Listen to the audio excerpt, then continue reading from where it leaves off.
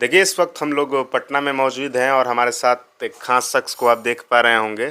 पटना के ये चर्चित एक्स आईपीएस हैं जो कि बिहार की तमाम राजनीति पर ये अपना बयान रखते हैं। सर, सबसे पहले तो आपका हमारे चैनल पर स्वागत है। जी, बहुत धन्यवाद आपका, थैंक यू। पहला हम सवाल लेंगे बिहार के वर्तमान मुख्यमंत्री नीतीश कुमार जी, जो राज्यसभा जाने वाले हैं। जी, जी। तो क्या लगता है कि राज्यसभा जाने का फ़ैसला उनका व्यक्तिगत फ़ैसला होगा या फिर किसी दबाव में आकर के वो ऐसा नहीं, फ़ैसला नहीं, करें? व्यक्तिगत फैसला नहीं है, ये तो आप कह सकते हैं कि पलटू राम को कनपटी पर कट्टा सटा के राज्यसभा भेजा जा रहा है। और इसकी एकमात्र वजह है नीट छात्रा कांड। और नीट छात्रा कांड जो बहुत बहुत सनसनीखेज कांड हुआ, 6 जनवरी को प्रकाश में आया, उसने पूरे बिहार को हिला के रख दिया है। और इस केस में जो पलटू राम के बेटे हैं निशांत कुमार, जी। उनकी गर्दन बहुत बुरी तरह से फंसी हुई है। और सीबीआई ने सारे सबूत इकट्ठा कर लिए हैं निशांत कुमार के खिलाफ। और इसलिए 4 मार्च को होली के रोज़ जो प्रधानमंत्री हैं मोदी जी, उन्होंने पलटू राम को फ़ोन करके धमकी दी कि आप चुपचाप मुख्यमंत्री पद की कुर्सी छोड़ दीजिए, राज्यसभा आ जाइए, अन्यथा सीबीआई किसी भी समय आपके बेटे को उठा सकती है। तो इसके बाद पलटू राम की सिट्टी पिट्टी गुम हो गई। रात भर सीएम हाउस में सब लोग जगे रहे, पलटू राम, निशांत कुमार, विजय चौधरी, सारे लोग। सुबह में तय किया गया कि अब कोई चारा नहीं है। उसके बाद पलटू राम का एक लंबा चौड़ा पोस्ट आया सोशल मीडिया पर, जिसमें उन्होंने लिखा कि बहुत सालों से मेरी आकांक्षा थी राज्यसभा जाने की। ऐसे उसका मजाक ही बना कि मुख्यमंत्री क्यों राज्यसभा जाएगा। और इस बार इस तरह से घेराबंदी भाजपा ने कर दी कि पलटू राम बिल्कुल पंख भी नहीं फड़फड़ा सके। मतलब दिल्ली से जो तड़ी पाड़ गृह मंत्री हैं अमित शाह, वो पहुंच गए पटना और पलटू राम को बंधक बना के अपने साथ गाड़ी में ले गए। और जैसा मैंने कहा कि कनपटी पर कट्टा सटा के राज्यसभा का नामांकन कराया गया। और परसों यानी 16 तारीख को नतीजे आएंगे तो फिर ये राज्यसभा चले जाएंगे। उसके 1-2 रोज़ बाद इनका इस्तीफ़ा हो जाएगा मुख्यमंत्री पद से। यही पूरी कहानी है जी। उनके बेटे पर आपने आरोप लगाया था कि नीट जो छात्रा का मामला था उसमें उनका नाम आ रहा जी, है। जी। तो और अब वो राजनीति में उनका एंट्री हुआ है। तो क्या कहेंगे उनके राजनीतिक एंट्री को लेकर? अब ये दुर्भाग्य की ही बात है। देखिए, इस केस में मैंने पिछले 1-1.5 महीने में काफ़ी मेहनत की थी और निशांत कुमार के खिलाफ काफ़ी सबूत इकट्ठा किए थे। और 14 फरवरी को मैं दिल्ली जाने वाला था सीबीआई डायरेक्टर को सारे सबूत सौंपने के लिए। लेकिन 13 फरवरी को मेरे घर पर एक बहुत बड़ा पुलिस का छापा पड़ गया और पूरे घर को घेर लिया पुलिस ने। ऐसा लगा कि मैं बहुत बड़ा आतंकवादी हूँ, ओसामा बिन लादेन हूँ। और एक कुर्मी मजिस्ट्रेट उसका नेतृत्व कर रहा था। कुर्मी पर मैं इसलिए जोर दे रहा हूँ क्योंकि पलटू राम भी कुर्मी ही हैं। लगता है उन्होंने अपने किसी गोतिया को भेज दिया था। और उसके बाद उस दौरान मुझे जहरीली सुई भी चुभाई गई, मेरी तबीयत बिगड़ गई, मुझे आईसीयू में भर्ती कराना पड़ा। रिवन अस्पताल है पाटलिपुत्र गोलंबर पर। और उसके बाद जितने भी सबूत मैंने इकट्ठा किए थे निशांत कुमार के खिलाफ, चाहे वो डिजिटल सबूत हों या कागजी सबूत हों, दस्तावेज़ वाले हों, सब सारे सबूत हटा लिए गए।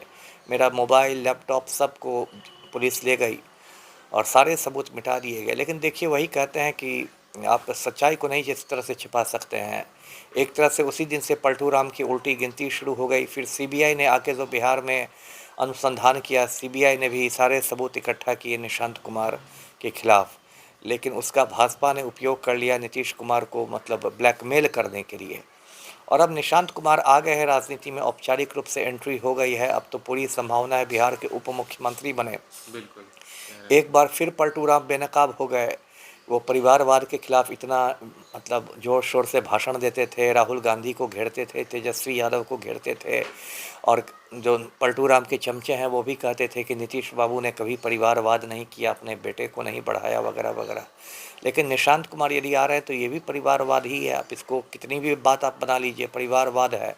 और देखिए, जो जदयू के ज़मीनी कार्यकर्ता हैं वो 20 साल पहले भी दरी बिछा रहे थे और 20 साल बाद भी दरी ही बिछाते रहेंगे। ज़िंदगी में मुखिया भी नहीं बन सकेंगे। और यहाँ पलटू राम का शहज़ादा आके 1 हफ्ते के अंदर डिप्टी सीएम बन जाएंगे। तो ये भी परिवारवाद है। बिहार का दुर्भाग्य है कि ऐसे ऐसे लोग जिन्हें कायदे से जेल में रहना चाहिए, वो लोग सत्ता में बैठे हुए हैं, हुकूमत में आ गए हैं जी। अच्छा, अभी वर्तमान में अगर नीतीश कुमार जी राज्यसभा चले जाते हैं तो भाजपा का कहा जा रहा है कि मुख्यमंत्री होगा। तो क्या लगता है आपको भाजपा में किसे मुख्यमंत्री होना चाहिए? आपका पर्सनल ओपिनियन क्या है इस अब मेरा बस चले तो मैं तो भाजपा किसी आदमी को मुख्यमंत्री बनने ही नहीं दूँ, क्योंकि भाजपा को मैं राजनीतिक दल मानता ही नहीं, वो अपराधियों का एक गिरोह है। लेकिन अभी जो डिसाइड होगा वो नरेंद्र मोदी और अमित शाह मिलकर करेंगे, क्योंकि भाजपा में आला कमान के नाम पर यही दो लोग हैं। और भाजपा में मैंने देखा है कि एक वो लोग चौंकाने वाले नतीजे लेते हैं, मोदी और शाह। जैसे अभी ये बिहार में जो राज्यसभा चुनाव हो रहे हैं, पूरा हल्ला था कि पवन सिंह जाएंगे राज्यसभा, पवन सिंह जाएंगे। अंत में शिवेश कुमार का नाम आ गया, जिनकी पहले कोई चर्चा भी नहीं थी। तो ऐसा सभी राज्यों में भाजपा करती है। तो मुझे भी लगता है, अभी आप सोशल मीडिया पर जाएंगे तो सम्राट चौधरी का नाम चल रहा है, नित्यानंद राय का नाम चल रहा है, लेकिन मेरी जो समझ है, लगता है कि फिर भाजपा कोई चौंकाने वाला नाम को सामने लाएगी, जिसकी अभी कहीं से चर्चा नहीं है।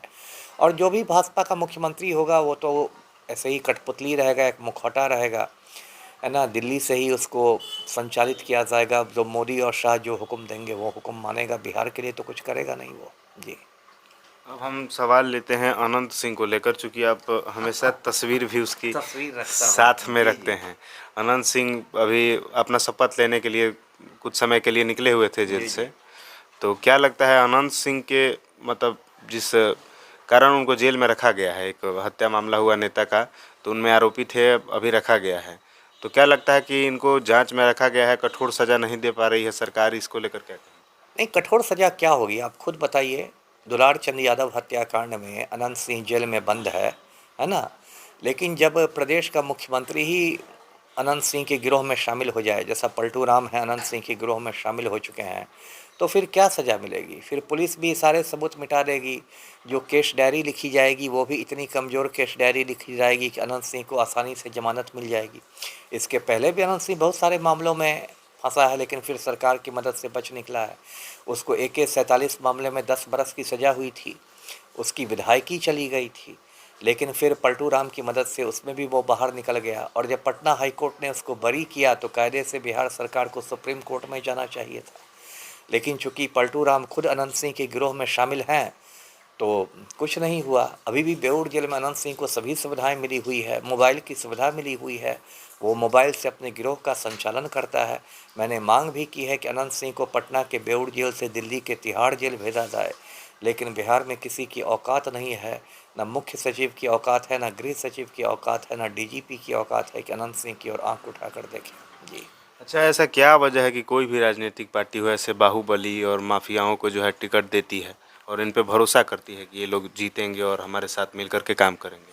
इसकी सबसे बड़ी वजह तो जनता है। जनता देश में सड़ चुकी है। सिर्फ बिहार की क्यों बात कर की जाए, पूरे हिंदुस्तान की जनता, जनता सड़ गई है। जनता जो है वो जाति के नाम पर, धर्म के नाम पर अपराधियों को वोट देती है। मैंने बिहार में पढ़े लिखे भूमिहारों को अनंत सिंह की दलाली करते देखा है। मैंने पढ़े लिखे राजपूतों को आनंद मोहन की दलाली करते देखा है। पढ़े लिखे मुसलमानों को मैंने शहाबुद्दीन की दलाली करते देखा है। तो जनता सड़ चुकी है और उसके दिमाग में इतना कचरा है कि राजनीतिक दल भी जानते हैं कि किसी भी माफिया को टिकट दे दो, लोग जाति के नाम पर उसको जिता देंगे। अब यही मोकामा में आप देखिए, अनंत सिंह जेल में बंद था, जेल के अंदर से वो चुनाव जीत गया, क्योंकि एक भूमिहारों के एक बड़े वर्ग के लिए वो एकदम हीरो है, छोटे सरकार है, अनंत दाह है। तो जनता की मानसिकता सड़ गई है, तो इसलिए राजनीतिक दल ऐसे लोगों को ही आगे बढ़ाते हैं। जिस दिन जनता ऐसे लोगों को हराने लगेगी, इन लोग को टिकट मिलना बंद हो जाएगा। जी। अच्छा, पूरे बिहार में शराब पर प्रतिबंध है जी। और कुछ ताज़ा मामला सामने आया है छपरा से, जहां 5 लोग जो है जहरीली शराब के कारण मर गए हैं।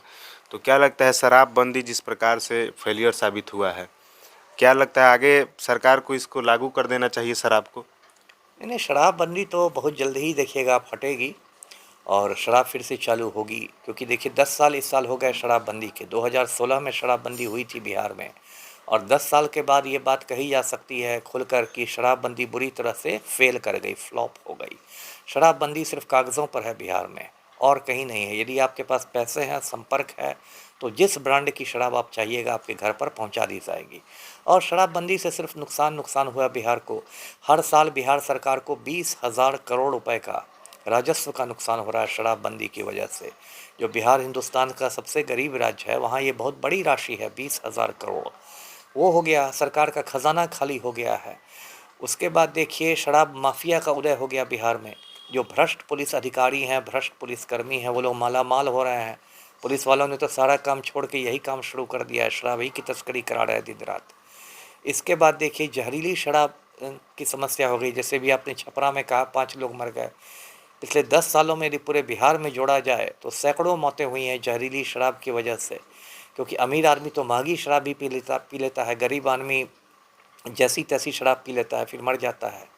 इसके बाद देखिए सूखे नशे का प्रचलन बहुत बढ़ गया है बिहार में। जो नई पीढ़ी है, नई नस्ल है बिहार की, वो सूखे नशे की चपेट में है। लोग गांजा पी रहे हैं, सॉल्यूशन ले रहे हैं, ये सूंघ रहे हैं, वो सूंघ रहे हैं, क्या क्या हो रहा है। तो शराबबंदी तो बिल्कुल विफल रही है और शराब को अब तो चालू करना ही चाहिए। जी। अच्छा, वर्तमान में बिहार के जितने भी नेता हैं उनमें कोई है आपका जो आपको लगता है कि पसंदीदा हो? देखिए, मैं तो वामपंथी विचारों का हूँ, इसलिए मुझे तो सही नेता जो हैं वो वामपंथी पार्टियों और कांग्रेस में ही नज़र आते हैं। बिहार में अच्छे-अच्छे नेता हैं, दीपंकर भट्टाचार्य भाकपा माले के हैं, मेरे मित्र हैं, बहुत अच्छे नेता हैं, साफ़-सुथरे नेता हैं, पढ़े-लिखे नेता हैं। लेकिन दुर्भाग्य से बिहार में वामपंथी पार्टियाँ हाशिए पर आ गई हैं। फिर कांग्रेस में कुछ अच्छे-अच्छे नेता हैं, जैसे एक मीरा कुमार को मैं बहुत अच्छा नेता मानता हूँ। हालाँकि वो केंद्र की राजनीति ज़्यादा करती हैं, बिहार की कम करती हैं। लोकसभा स्पीकर रह चुकी हैं, केंद्रीय मंत्री रह चुकी हैं, उन्होंने राष्ट्रपति का चुनाव लड़ा था, साफ़-सुथरी छवि है उनकी। सच पूछिए तो वो प्रधानमंत्री बनने लायक है मीरा कुमार। और कांग्रेस के नए नेताओं में मैं कन्हैया कुमार को अच्छा नेता मानता हूँ। ये लोग जनता के लिए सोचने वाले नेता हैं, लेकिन वही दुर्भाग्य है बिहार का कि जो अच्छे नेता हैं उनको पब्लिक हाशिए पर धकेल देती है, और जो गुंडे मवाली लुच्चे लफंगे सब होते हैं वो पब्लिक के दिल पर राज करते हैं। ये बिहार का दुर्भाग्य है। अच्छा, इस बार जो विधानसभा का चुनाव हुआ था, नीतीश कुमार फिर से मुख्यमंत्री बने थे और उन्होंने कहा था कि बिहार में जो बंद पड़ी चीनी मिलें हैं उनको चालू किया जाएगा, लेकिन अब तो वो राज्यसभा चले जाएंगे। तो क्या लगता है कि बाकी के जो नेतागण हैं उनके इस फैसलों पर मतलब क्या करें? देखिए, कुछ नहीं होने वाला है। चालू क्या किया जाएगा? 20 साल से तो पलटू राम सीएम है, 20 साल कम होता है चीनी मिलों को चालू करने के लिए। यदि आपकी सरकार की यदि इच्छा शक्ति रहे तो 1 साल में बंद मिल चालू हो सकती है। 20 साल तक आप क्या कर रहे थे? झक मार रहे थे। और अब 2005 में आपकी पहली बार सरकार बनी, अब 25 में आप कहते हैं कि हम बंद मिलों को चालू करेंगे, तो 20 साल आप क्या कर रहे थे? कुंभकर्णी निद्रा में थे। देखिए, इच्छा शक्ति यदि रहे तो 5 साल में आप देश का काया पलट कर सकते हैं। आप राजीव गांधी को देखिए, राजीव गांधी सिर्फ 5 साल के लिए देश के प्रधानमंत्री थे, लेकिन 5 साल में उन्होंने देश में आईटी क्रांति ला दी, कंप्यूटर क्रांति ला दी, भारत को आईटी का सुपर पावर बना दिया। इच्छा शक्ति थी, तो इच्छा शक्ति रहने पर 5 साल बहुत होते हैं, और इच्छा शक्ति नहीं रहेंगे तो मोदी जी को देखिए, 12 साल से बात ही बना रहे हैं, जुमलेबाजी कर रहे हैं। एक भी वादा मोदी ने पूरा किया? कहते थे कि 100 दिन में देश का काला धन आ जाएगा, आ गया काला धन। कहते थे कि हर हिंदुस्तानी के अकाउंट में 15-15 लाख रुपए आ जाएंगे, आ गए रुपए। कहते थे कि हर साल 2 करोड़ लोगों को नौकरियां मिलेंगी, मिल गई नौकरियां। कहते थे 100 स्मार्ट सिटी बनेंगे, बन गए सिटी। अब देखिए सिलेंडर के लिए मारामारी हो रही है। तो इच्छा शक्ति नहीं रहती, ये लोग पब्लिक को चूना लगा के सत्ता में आ जाते हैं, और फिर चुनाव होते हैं, फिर चूना लगाते हैं, और पब्लिक भी चूना लगवाने का अभ्यस्त हो गई है। चलिए, समय देने के लिए बहुत बहुत धन्यवाद। जी, आपका भी धन्यवाद। चलिए, तो ये एक IPS अमिताभ दास जी थे। आपको इनका यह इंटरव्यू कैसा लगा, कमेंट बॉक्स में अपनी राय दीजिएगा। बहुत बहुत धन्यवाद।